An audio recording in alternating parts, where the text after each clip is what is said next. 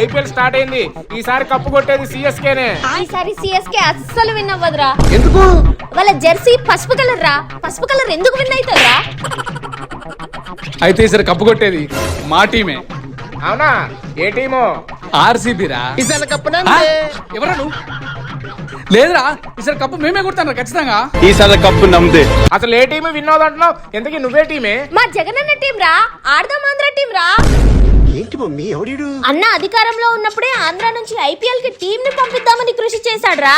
ఆ కృషి ఫలితమే ఇప్పుడున్న 11 మందిరా. జగనన్న 11 రా. నెక్స్ట్ ఐపీఎల్ కి రాబోయేది ఈ టీమే.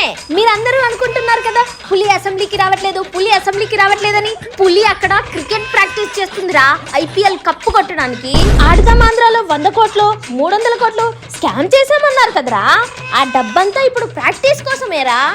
మా అన్న ఈసారి 175కి 175 సీట్లు కొట్టకపోవచ్చు.